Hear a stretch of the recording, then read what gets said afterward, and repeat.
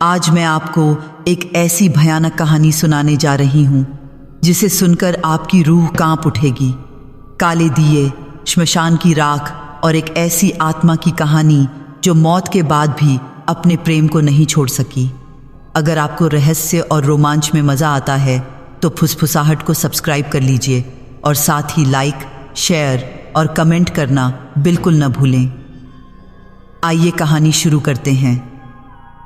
उत्तर प्रदेश के एक छोटे से गांव कन्नौज में रमेश नाम का एक आदमी रहता था। 50 साल की उम्र पार कर चुके रमेश का जीवन कभी बहुत खुशहाल हुआ करता था। उनकी पत्नी सरोज उनकी जान थी। दोनों की शादी को 25 साल हो चुके थे, लेकिन उनका प्यार आज भी नया जैसा था। सरोज बहुत ही सुशील और प्यारी महिला थी। उनकी आवाज़ में एक मिठास थी जो रमेश को हमेशा सुकून देती थी। जब भी वह घर में चूड़ियाँ खनकाती हुई चलती, रमेश को लगता कि घर में जैसे संगीत बज रहा हो। लेकिन किस्मत को शायद कुछ और ही मंजूर था। 6 महीने पहले सरोज को तेज़ बुखार आया था। शुरुआत में लगा कि यह मौसमी बुखार है, पर धीरे धीरे हालत बिगड़ती गई। गांव के डॉक्टर ने शहर जाने की सलाह दी, लेकिन तब तक बहुत देर हो चुकी थी।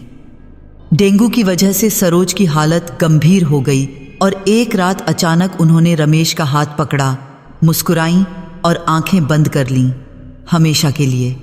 उस रात रमेश की दुनिया उजड़ गई। जिस घर में कभी सरोज की हंसी गूंजती थी, वहां अब सिर्फ सन्नाटा रह गया था। रमेश के 2 बच्चे थे, एक बेटा और एक बेटी। दोनों शहर में नौकरी करते थे। सरोज की मौत के बाद उन्होंने रमेश से कहा कि वह उनके साथ शहर चले आए, लेकिन रमेश ने मना कर दिया। उन्हें लगा कि अगर वह इस घर को छोड़ देंगे तो सरोज की यादें भी पीछे छूट जाएगी। वह उन यादों में ही जीना चाहते थे। दिन किसी तरह कट जाते थे। रमेश सुबह उठते, मंदिर जाते, थोड़ा खेत का काम देखते और शाम को वापस घर आ जाते। लेकिन रातें बहुत भयानक होती थीं। अंधेरे में वह सरोज को हर जगह ढूंढते। कभी रसोई में लगता कि वह खाना बना रही हैं, कभी बरामदे में लगता कि वह बैठी हुई हैं। लेकिन जब वह पास जाते तो वहाँ कुछ नहीं होता, बस खालीपन। एक ऐसा खालीपन जो उनकी छाती को चीरता रहता था। रमेश अक्सर रात को जागते रहते। नींद आती ही नहीं थी। वह सरोज से बातें करते, उनकी तस्वीर से लिपटकर रोते और भगवान से गुहार लगाते कि उन्हें एक बार, बस एक बार सरोज से मिलवा दें। कुछ दोस्तों ने कहा कि समय के साथ दर्द कम हो जाएगा, लेकिन रमेश के साथ ऐसा नहीं हुआ। हर गुजरते दिन के साथ उनकी तड़प बढ़ती जा रही थी। एक रात रमेश नींद न आने की वजह से घर से बाहर निकल गए। गांव के बाहर एक पुराना श्मशान था। वह अक्सर वहां जाकर बैठ जाते थे। उन्हें लगता था कि मौत के करीब बैठने से शायद सरोज की आत्मा को उनकी आवाज़ सुनाई दे जाए। उस रात भी वह श्मशान में एक पुराने पीपल के पेड़ के नीचे बैठ गए। चारों तरफ अंधेरा था। दूर से कुत्तों के भौंकने की आवाज़ें आ रही थीं। ठंडी हवा चल रही थी जो रमेश की रीढ़ में सिहरन पैदा कर रही थी। तभी अचानक उन्हें किसी के होने का एहसास हुआ। उन्होंने चारों तरफ देखा। थोड़ी दूर पर धुनी जल रही थी और उसके पास एक अघोरी बाबा बैठे थे। रमेश ने पहले उन्हें नहीं देखा था। बाबा की लंबी जटाएं थीं, माथे पर राख लगी थी और उनकी आंखें ऐसी थीं जैसे वह सब कुछ देख सकते हों। रमेश कुछ डर गए, लेकिन बाबा ने उन्हें इशारे से पास बुलाया। कांपते हुए रमेश उनके पास गए। बाबा ने बिना उनकी तरफ देखे ही कहा, तुम किसी को बुलाना चाहते हो? यह सवाल नहीं था, बयान था। रमेश चौंक गए। उन्होंने पूछा, आपको कैसे पता? बाबा ने धीरे से मुस्कुराते हुए कहा, मुझे सब पता है। तुम्हारी पत्नी गई है और तुम उसे वापस चाहते हो। रमेश की आंखों में आंसू आ गए। उन्होंने हाथ जोड़कर कहा, बाबा, अगर कोई रास्ता है तो बता दीजिए। मैं एक बार, बस एक बार उनसे मिलना चाहता हूँ, उनसे बात करना चाहता हूँ। मुझे यह जानना है कि वह ठीक हैं या नहीं। बाबा ने कुछ देर तक चुप रहकर धुनी की तरफ देखा। फिर उन्होंने गहरी सांस लेते हुए कहा, रास्ता है, लेकिन यह रास्ता खतरनाक है। जो दुनिया जा चुकी है उसे इस दुनिया में बुलाना यह कुदरत के नियमों के खिलाफ है। रमेश ने बिना सोचे कहा, मुझे कोई परवाह नहीं बाबा, मुझे बस एक मौका चाहिए। बाबा ने उनकी आंखों में झांका। कुछ देर तक वह रमेश को परखते रहे। फिर उन्होंने धीरे से कहा, अगर सच में बुलाना है तो काला दिया जलाना पड़ेगा, श्मशान की राख से। लेकिन याद रखना, यह दिया तुम्हारी दुनिया और उनकी दुनिया के बीच एक पुल बना देगा, और जो भी इस पुल से आएगा वह पूरी तरह से वही नहीं होगा जो तुम याद करते हो। रमेश ने पूछा, मुझे क्या करना होगा? बाबा ने धुनी की राख में से कुछ राख निकालकर एक छोटे से कपड़े में बांधी और रमेश को दे दी। फिर उन्होंने कहा, अमावस्या की रात घर के बीचों बीच इस राख से दिया बनाना, सरसों का तेल डालना और बत्ती जलाना। फिर उस दिए के सामने बैठकर अपनी पत्नी को पुकारना। अगर वह तुमसे मिलना चाहेगी तो आ जाएगी, लेकिन याद रखना, यह खेल नहीं है। एक बार बुला लिया तो फिर भेजना आसान नहीं होगा। रमेश ने राख का पोटला लिया और बाबा के चरण छुए। जब वह जाने लगे तो बाबा ने उन्हें फिर से रोका और कहा, और हाँ, दिया जलाने से पहले खुद से पूछ लेना कि तुम सच में क्या चाहते हो, क्योंकि जो जवाब मिलेगा वह शायद तुम्हें पसंद ना आए। रमेश ने सिर हिलाया और वहां से चल दिए। उनके मन में एक अजीब सी बेचैनी थी, लेकिन साथ ही एक उम्मीद भी थी। वह घर पहुंचे और उस राख के पोटले को अपनी अलमारी में छिपा दिया। अब बस अमावस्या का इंतजार था। 3 दिन बाद अमावस्या थी। वे 3 दिन रमेश के लिए 3 युगों की तरह लगे। वह हर वक्त उस दिए के बारे में सोचते रहते। कभी कभी उन्हें बाबा की चेतावनी याद आती, लेकिन वह उसे अनसुना कर देते। उन्हें लगता था कि सरोज उनकी पत्नी हैं, वह उन्हें नुकसान नहीं पहुंचा सकती। वह तो बस एक बार उनसे मिलना चाहते थे। आखिरकार अमावस्या की रात आ गई। उस रात आसमान में चांद नहीं था, घना अंधेरा छाया हुआ था। रमेश ने अपने घर के बड़े कमरे के बीचों बीच एक छोटी सी चौकी रखी। फिर उन्होंने श्मशान की राख से एक छोटा सा दिया बनाया, उसमें सरसों का तेल डाला और एक रुई की बत्ती रख दी। उनके हाथ कांप रहे थे, दिल जोर जोर से धड़क रहा था। उन्होंने माचिस की तीली जलाई और दिए के पास ले गए। एक पल के लिए वह रुक गए। बाबा की आवाज़ उनके कानों में गूंज रही थी, एक बार बुला लिया तो फिर भेजना आसान नहीं होगा। लेकिन सरोज की याद ने सब कुछ दबा दिया। रमेश ने कांपती हुई उंगलियों से दिया जला दिया। लौ धीरे धीरे बढ़ने लगी। एक अजीब सी नीली रोशनी कमरे में फैल गई। रमेश ने दिए के सामने बैठकर आंखें बंद कर लीं और कांपती आवाज में बोले, सरोज, अगर तुम कहीं हो, अगर तुम मुझे सुन सकती हो तो आ जाओ, मैं तुम्हें बुला रहा हूं। मुझे तुमसे मिलना है, बस एक बार। कमरे में अचानक सन्नाटा छा गया।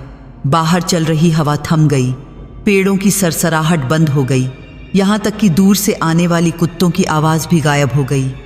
रमेश ने आंखें खोलीं। दिया शांति से जल रहा था। लौ बिल्कुल स्थिर थी, जैसे हवा का एक झोंका भी उसे छू नहीं सकता था।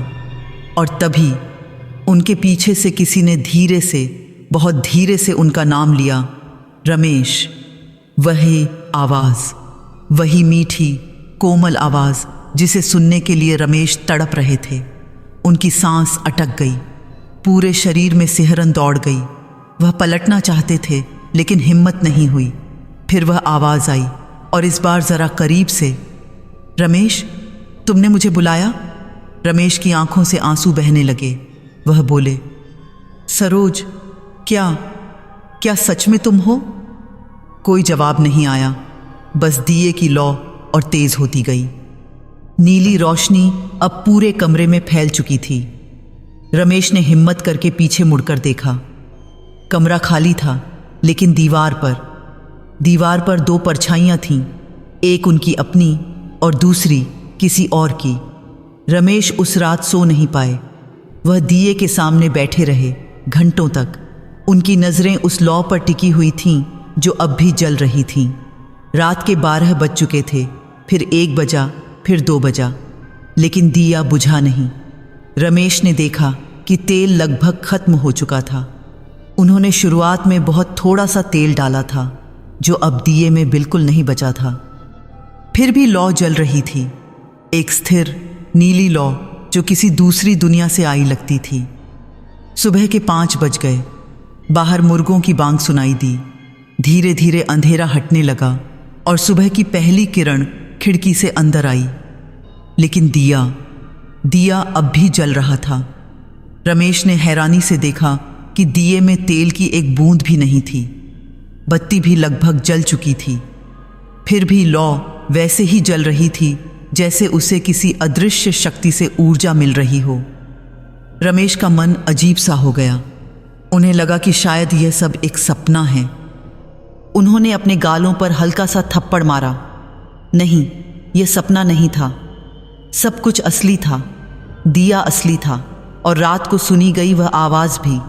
उन्होंने सोचा कि शायद अब दिया बुझा देना चाहिए। बाबा ने कहा था कि यह खतरनाक है। रमेश ने दिए की तरफ हाथ बढ़ाया, लेकिन जैसे ही उनकी उंगलियां लौ के पास पहुंची, उन्हें ऐसा लगा जैसे किसी ने उनका हाथ पकड़ लिया हो, एक ठंडी बर्फीली पकड़। रमेश ने चौंक कर हाथ वापस खींच लिया।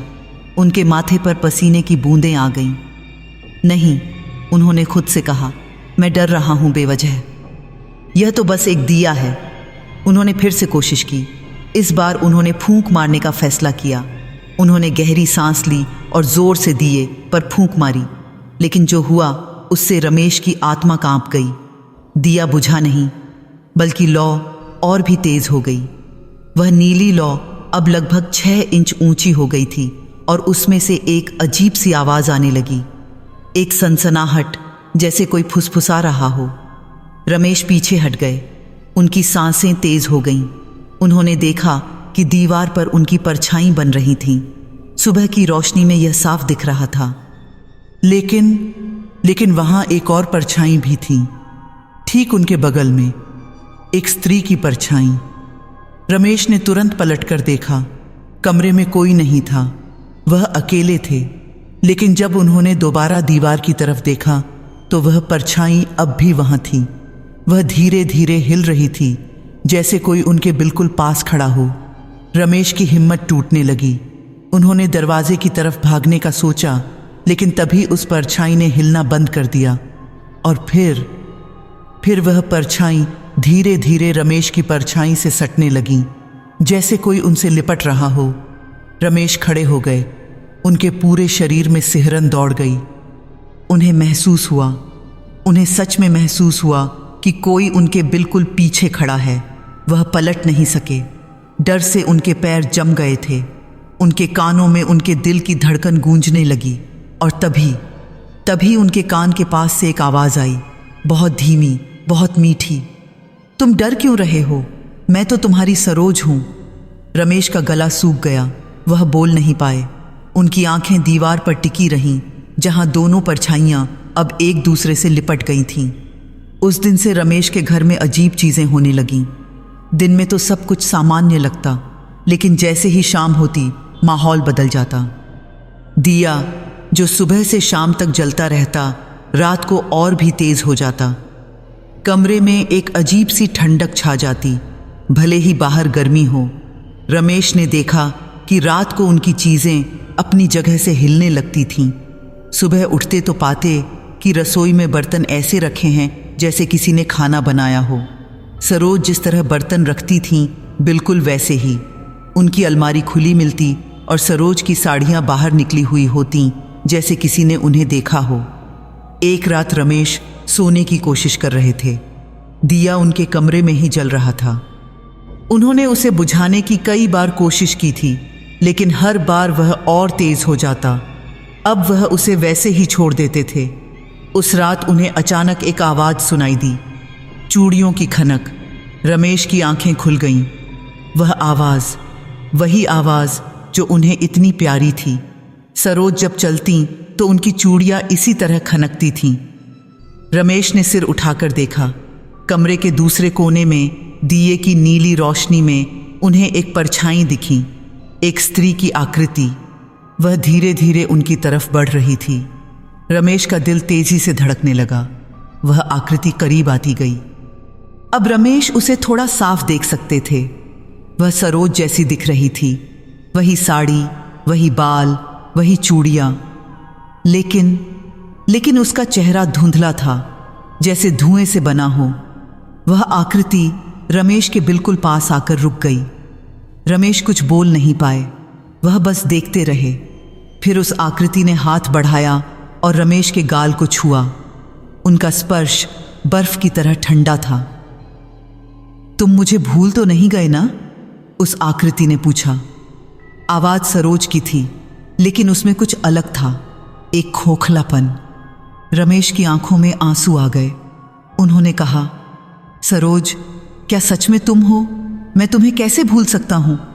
आकृति ने मुस्कुराने की कोशिश की, लेकिन वह मुस्कुराहट रमेश को डरा गई। उसमें कोई गर्माहट नहीं थी, बस एक खालीपन था। तुमने मुझे बुलाया था, आकृति ने कहा। अब मैं यहां हूं, हमेशा के लिए। रमेश ने पूछा, हमेशा के लिए मतलब? आकृति ने दिए की तरफ इशारा किया। जब तक यह दिया जलेगा मैं यहीं रहूंगी, तुम्हारे साथ। हम फिर से साथ हो सकते हैं रमेश। रमेश को एक अजीब सा डर महसूस हुआ। बाबा की चेतावनी उनके दिमाग में गूंजने लगी। जो भी इस पुल से आएगा वह पूरी तरह से वही नहीं होगा। उन्होंने पूछा, तुम ठीक तो हो ना? तुम्हें कोई तकलीफ तो नहीं? आकृति ने कुछ नहीं कहा, बस रमेश को देखती रही। फिर धीरे धीरे वह पीछे हटने लगी। चूड़ियों की खनक फिर सुनाई दी और कुछ ही पलों में वह आकृति अंधेरे में गायब हो गई। रमेश उस रात सो नहीं पाए। वह सोचते रहे कि क्या उन्होंने सही किया, क्या उन्हें सरोज को इस तरह बुलाना चाहिए था। लेकिन फिर उन्होंने खुद को समझाया कि यह तो वही चाहते थे। वह सरोज से मिलना चाहते थे और अब वह यहाँ हैं। फिर डर क्यों? लेकिन दिल में कहीं न कहीं एक बेचैनी थी, एक अनजाना डर जो धीरे धीरे बढ़ता जा रहा था। अगली रात फिर वही हुआ। चूड़ियों की खनक, दिए की तेज होती लौ और सरोज की आकृति। इस बार वह ज्यादा देर रुकी, रमेश से बातें की, पुरानी यादें ताजा की। लेकिन रमेश को महसूस हुआ कि कुछ गड़बड़ है। सरोज कुछ ऐसी बातें कह रही थी जो उन्होंने कभी नहीं कही। कुछ ऐसे शब्द इस्तेमाल कर रही थी जो उनके नहीं थे। एक बार रमेश ने पूछा, तुम्हें याद है हमारी पहली मुलाकात? सरोज ने मुस्कुराते हुए कहा, हाँ, तुम मुझसे बाजार में मिले थे। रमेश का दिल बैठ गया। यह गलत था। वह सरोज से बाजार में नहीं बल्कि एक शादी में मिले थे। सरोज को यह याद होना चाहिए था। उन्होंने कहा, नहीं सरोज, हम शादी में मिले थे, तुम्हारी बहन की शादी में। सरोज की आकृति एक पल के लिए रुक गई। फिर उसने धीरे से कहा, हाँ, शादी में, मुझे याद आ गया। लेकिन रमेश को संदेह हो गया, यह सरोज नहीं थी, या फिर सरोज का कोई हिस्सा था लेकिन पूरी सरोज नहीं। उस रात के बाद से रमेश ने महसूस करना शुरू किया कि घर में हमेशा कोई मौजूद है, दिन में भी, रात में भी। जब वह खाना खाते तो लगता कोई उन्हें देख रहा है। जब वह नहाते तो दरवाजे के पीछे किसी की सांसों की आवाज़ आती। जब वह सोते तो महसूस होता कि कोई उनके बिल्कुल पास लेटा है। एक दिन उनके बेटे ने फ़ोन किया। उसने पूछा, पिताजी, आप ठीक हैं? आपकी आवाज़ थकी हुई लग रही है। रमेश ने कहा, हाँ बेटा, मैं ठीक हूँ, बस थोड़ा काम ज़्यादा हो गया था। बेटे ने कहा, पिताजी, गांव के कुछ लोगों ने मुझे फ़ोन किया। उन्होंने कहा कि रात को आपके घर से अजीब आवाज़ें आती हैं और आपके घर में 2 लोगों की परछाइयाँ दिखती हैं। क्या सब ठीक है? रमेश का दिल तेज़ी से धड़कने लगा। उन्होंने कहा, नहीं बेटा, सब ठीक है, लोग बेकार की बातें करते हैं, मैं अकेला ही हूँ यहाँ। लेकिन अंदर ही अंदर रमेश जानते थे कि यह झूठ था। वह अकेले नहीं थे और जो उनके साथ था वह शायद उनकी सरोज नहीं थी। हफ्ते भर बीत गए। रमेश की हालत दिन ब दिन बिगड़ती जा रही थी। उनके चेहरे पर थकान साफ दिखाई देती थी। आंखों के नीचे काले घेरे हो गए थे। वह ठीक से खा पी नहीं पा रहे थे। रात को नींद तो बिल्कुल ही नहीं आती थी। दिया अब लगातार जलता रहता। रमेश ने कई बार उसे बुझाने की कोशिश की थी, लेकिन हर बार असफल रहे। एक बार उन्होंने दिए पर पानी डाल दिया था, लेकिन पानी डालते ही एक अजीब सी चीख कमरे में गूंजी, इतनी तेज कि रमेश के कान फटने लगे। और हैरानी की बात यह थी कि पानी दिए को छू भी नहीं पाया, वह बीच में ही भाप बनकर उड़ गया। लौ और भी तेज हो गई, इतनी तेज कि पूरा कमरा नीली रोशनी में नहा गया। उस रात सरोज की आकृति फिर आई, लेकिन इस बार वह गुस्से में थी। तुमने दिया बुझाने की कोशिश की? उसने तीखी आवाज में पूछा। रमेश डर गए। उन्होंने कभी सरोज को इतना गुस्से में नहीं देखा था। उन्होंने कहा, मैं बस। तुम मुझे भेजना चाहते हो? आकृति ने पूछा। तुमने खुद मुझे बुलाया था, अब भेजना चाहते हो? रमेश ने सिर हिलाया। नहीं सरोज, ऐसी बात नहीं है। मैं डर गया था। यह सब इतना अजीब है। आकृति उनके बिल्कुल पास आ गई। उसकी आंखें अब वैसी नहीं थीं जैसी सरोज की होती थीं। वह अंगारों की तरह जल रही थीं। तुमने मुझे बुलाया था रमेश, उसने धीरे से कहा। अब तुम्हें एक कसम निभानी होगी। रमेश ने पूछा, कौन सी कसम? मैंने तो कोई कसम नहीं खाई। आकृति ने दिए की तरफ इशारा किया। अचानक दिए की लौ में से धुआं उठने लगा। वह धुआं हवा में घूमता हुआ दीवार की तरफ गया और वहां शब्द लिखने लगा, जलते हुए काले शब्द जो दीवार पर उभर रहे थे। जब तक दिया जलेगा मैं यहीं रहूंगी। रमेश ने वे शब्द पढ़े और उनकी रीढ़ में ठंडक दौड़ गई। उन्होंने कहा, ये क्या मतलब है? आकृति ने समझाया, तुमने मुझे इस दुनिया में बुलाया, लेकिन मैं पूरी तरह से नहीं आ सकती। मेरी आत्मा इस दिए की लौ में कैद है। जब तक यह दिया जलता रहेगा मैं इस दुनिया में रह सकती हूँ, तुम्हारे पास रह सकती हूँ। लेकिन अगर यह बुझा तो मैं हमेशा के लिए चली जाऊंगी और तुम मुझे फिर कभी नहीं बुला सकोगे। रमेश को समझ आ गया, यह एक जाल था, एक ऐसा जाल जिसमें वह खुद फंस गए थे। अगर वह दिया बुझाते हैं तो सरोज चली जाएगी, लेकिन अगर दिया जलता रहा तो यह सिलसिला हमेशा चलता रहेगा। उन्होंने पूछा, लेकिन यह दिया बिना तेल के कैसे जल रहा है? आकृति ने मुस्कुराते हुए कहा, यह तुम्हारी ऊर्जा से जल रहा है रमेश, तुम्हारी जीवन शक्ति से। जितना यह जलेगा उतनी तुम्हारी ताकत कम होती जाएगी, लेकिन मैं तुम्हारे साथ रहूंगी। क्या यह काफी नहीं? रमेश का दिल बैठ गया। अब उन्हें समझ आया कि वह इतने थके हुए क्यों महसूस कर रहे थे। दिया उनकी जान चूस रहा था, धीरे धीरे लेकिन निरंतर। उन्होंने कहा, यह तो ठीक नहीं है सरोज, तुम मुझे मारना चाहती हो? आकृति ने उनका हाथ पकड़ा। उसका स्पर्श बर्फ की तरह ठंडा था। उसने कहा, मैं तुम्हें मारना नहीं चाहती, मैं तो बस तुम्हारे साथ रहना चाहती हूँ। और अगर तुम मर भी गए तो क्या फर्क पड़ता है? हम फिर से साथ हो जाएंगे, हमेशा के लिए, उस दुनिया में। रमेश के रोंगटे खड़े हो गए। यह सरोज नहीं थी, यह कुछ और था, कोई ऐसी चीज जो सरोज का रूप धरकर उनके पास आई थी। उस रात के बाद से रमेश ने फैसला कर लिया कि उन्हें किसी तरह इस दिए से छुटकारा पाना होगा। लेकिन कैसे? हर बार जब वह दिए के पास जाते उन्हें लगता कि कोई उन्हें रोक रहा है, और वह आवाज़, वह मीठी कोमल आवाज़ जो उनके कान में फुसफुसाती, मत बुझाओ इसे, मैं चली जाऊंगी। रमेश का मन कमज़ोर पड़ जाता। वह सोचते कि शायद यह सब ठीक है, शायद वह सरोज के साथ रह सकते हैं, भले ही यह उनकी जान की कीमत पर हो। कम से कम वह अकेले तो नहीं होंगे। लेकिन दूसरे ही पल उन्हें अपने बच्चों की याद आती। अगर वह मर गए तो उनका क्या होगा? और यह सब कितना गलत है। यह प्रकृति के नियमों के खिलाफ है। मरे हुए लोगों को जिंदों की दुनिया में नहीं बुलाना चाहिए। एक दिन रमेश ने तय किया कि वह फिर से उस अघोरी बाबा के पास जाएंगे, शायद वही उन्हें इस मुसीबत से निकाल सकें। शाम को जब थोड़ा अंधेरा हुआ, रमेश घर से निकले। दिया कमरे में जल रहा था। जाते वक्त उन्हें लगा कि कोई उन्हें रोक रहा है।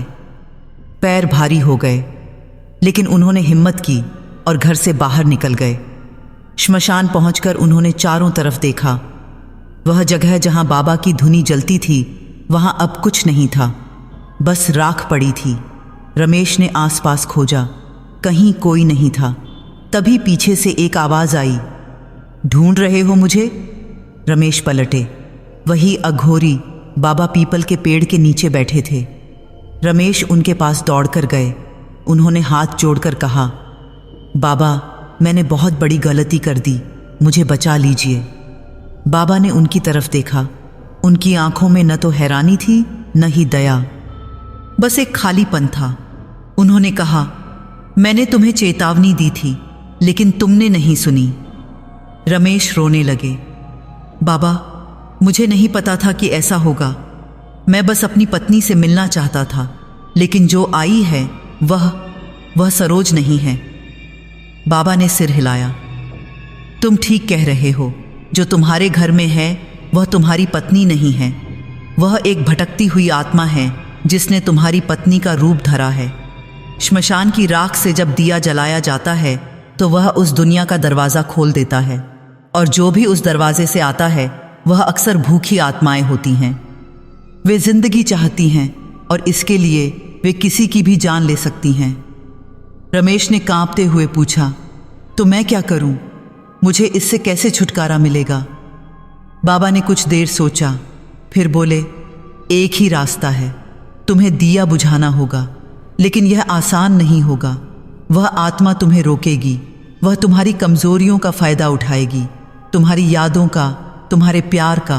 तुम्हें मजबूत बनना होगा। रमेश ने पूछा, लेकिन कैसे? मैं जब भी दिए के पास जाता हूं मेरी हिम्मत टूट जाती है। बाबा ने अपनी जेब से एक छोटी सी थैली निकाली, उसमें कुछ जड़ी बूटियां थीं।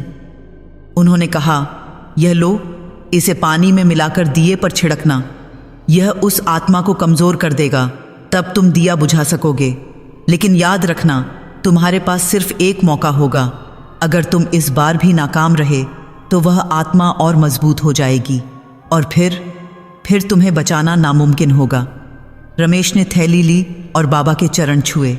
बाबा ने आशीर्वाद देते हुए कहा, जाओ और अपने मन को मजबूत रखना। याद रखना, जो तुम्हारे घर में है वह तुम्हारी पत्नी नहीं है।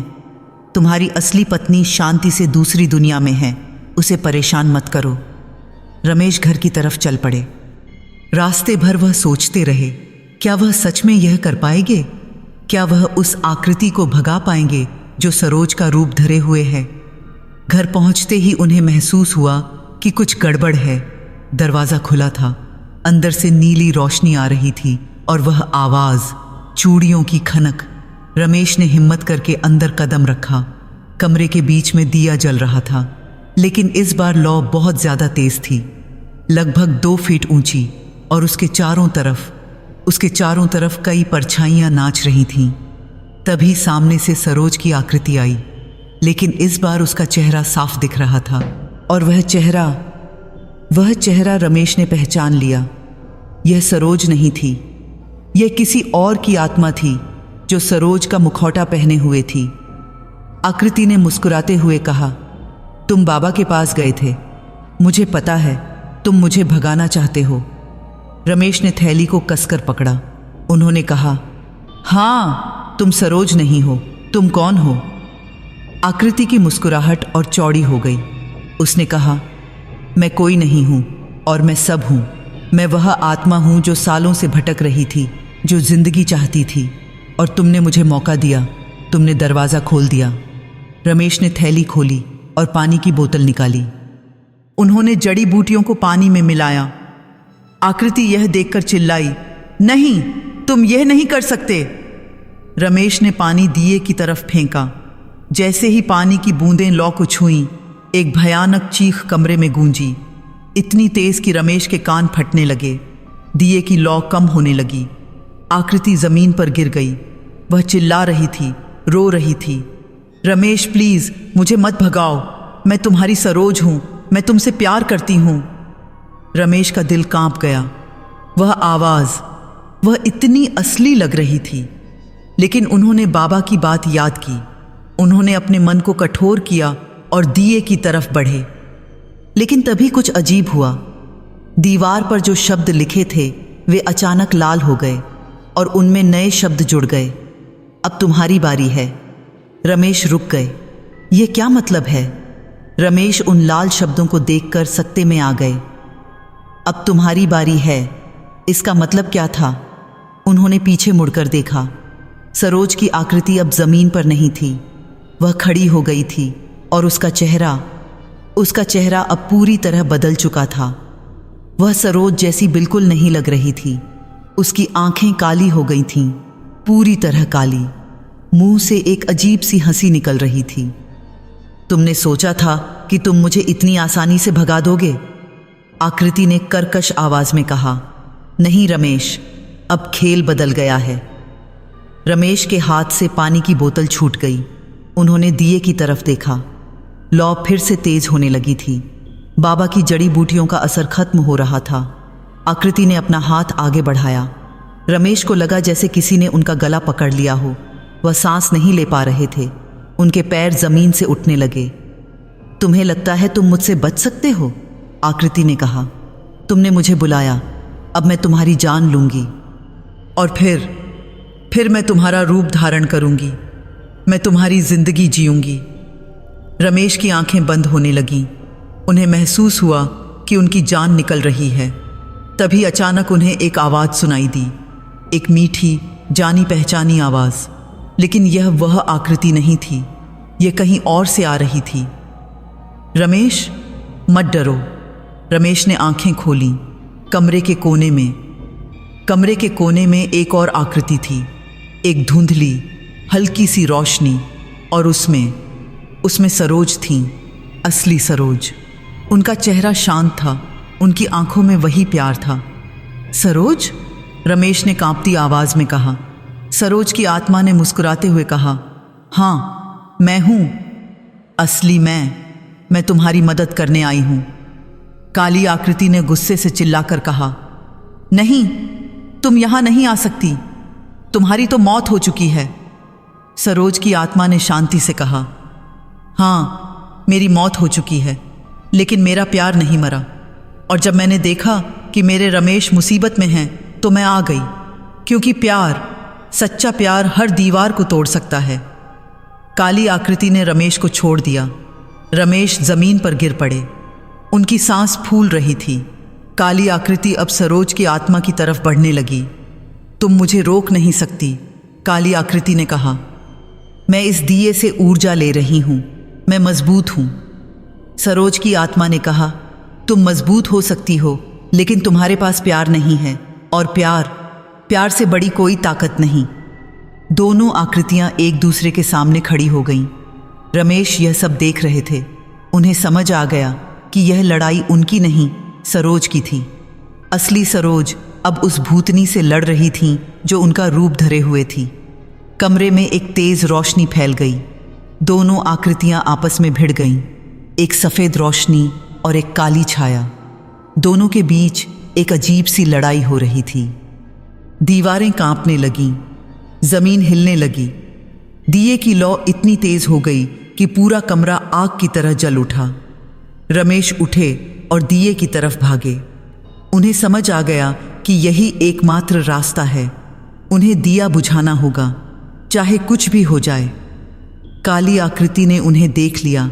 वह चिल्लाई, नहीं रुको, लेकिन सरोज की आत्मा ने उसे रोक लिया। उन्होंने रमेश को देखा और मुस्कुराते हुए कहा, जाओ रमेश, बुझा दो इसे, मुझे जाने दो, यही सही है। रमेश की आंखों में आंसू आ गए। उन्होंने कहा, लेकिन सरोज, मैं तुम्हें नहीं खोना चाहता। सरोज ने धीरे से कहा, तुमने मुझे खोया नहीं है रमेश।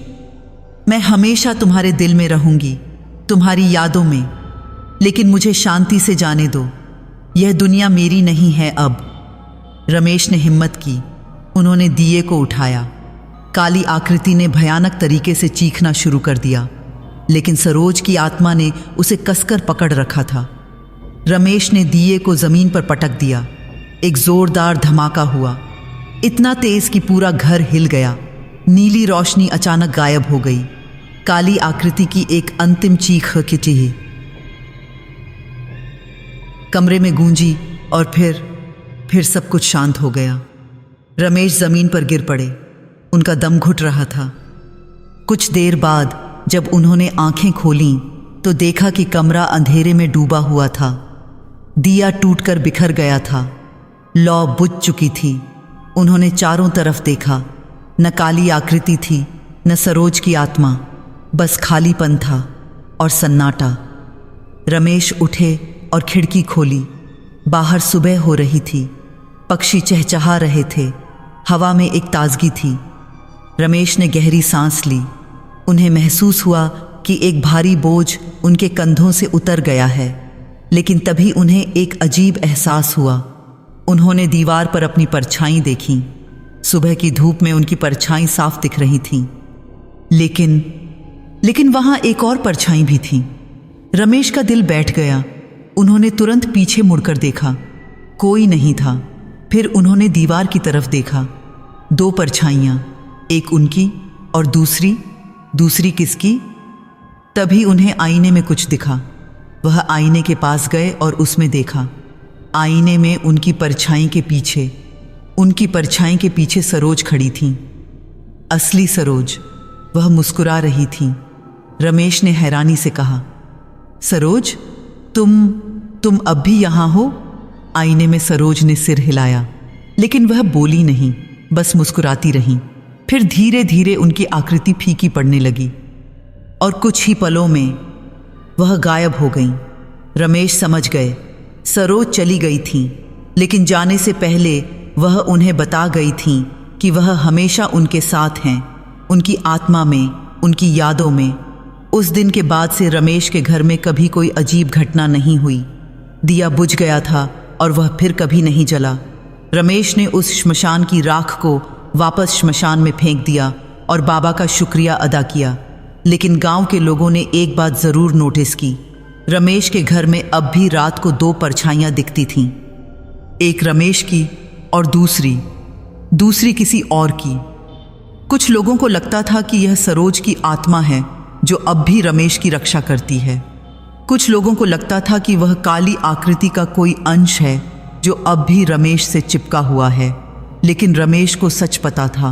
वह जानते थे कि यह सरोज हैं, उनकी असली सरोज, जो मरने के बाद भी उन्हें नहीं छोड़ सकती। और रमेश को इससे कोई डर नहीं था, क्योंकि अब वह जान गए थे कि प्यार कभी नहीं मरता। वह रूपों को बदल सकता है, लेकिन खत्म नहीं होता। 2 महीने बीत गए। रमेश की जिंदगी धीरे धीरे सामान्य हो रही थी। वह फिर से खेतों में काम करने लगे थे। गांव के लोगों से बातचीत करने लगे थे। उनके बच्चों ने भी नोटिस किया कि उनकी आवाज़ में अब पहले जैसी खुशी आने लगी थी।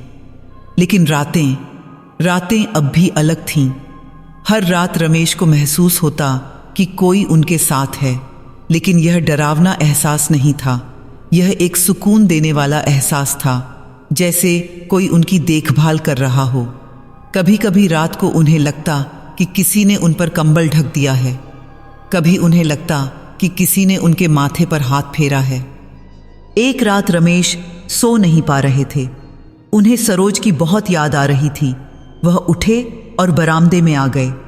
आसमान में पूरा चांद चमक रहा था। ठंडी हवा चल रही थी। रमेश वहां बैठ गए और आसमान की तरफ देखने लगे। तभी उन्हें लगा कि कोई उनके बगल में आकर बैठ गया है। उन्होंने बगल में देखा। वहां कोई नहीं था, लेकिन उन्हें महसूस हो रहा था। सरोज, उन्होंने धीरे से कहा। कोई जवाब नहीं आया, लेकिन हवा में एक हल्की सी खुशबू आई, सरोज की पसंदीदा इत्र की खुशबू। रमेश मुस्कुरा दिए। उन्होंने कहा, मुझे पता है तुम यहाँ हो और मुझे खुशी है। मैं जानता हूँ कि तुम मुझे कभी अकेला नहीं छोड़ोगी।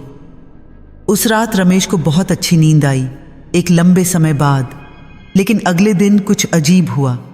रमेश सुबह उठे तो उन्हें अपने तकिए के नीचे एक पुराना खत मिला। यह खत सरोज ने उन्हें उनकी शादी की पहली सालगिरह पर लिखा था। रमेश ने इसे सालों पहले संभाल कर रखा था। उन्होंने खत खोलकर पढ़ा। सरोज ने लिखा था, मेरे प्यारे रमेश, मुझे नहीं पता कि भविष्य में क्या होगा, लेकिन मैं जानती हूं कि चाहे कुछ भी हो, मेरा प्यार तुम्हारे साथ हमेशा रहेगा। अगर कभी मैं तुम्हारे पास नहीं रही तो याद रखना कि मैं तुम्हारे दिल में, तुम्हारी सांसों में, तुम्हारी यादों में हमेशा जिंदा रहूंगी। मुझे मत ढूंढना बाहर की दुनिया में, मुझे ढूंढना अपने अंदर, वहीं मैं हूं हमेशा। रमेश की आंखों में आंसू आ गए। उन्हें समझ आ गया कि सरोज ने उन्हें यह खत क्यों दिखाया। वह उन्हें बताना चाहती थी कि असली प्यार बाहरी रूपों में नहीं होता, वह दिलों में होता है।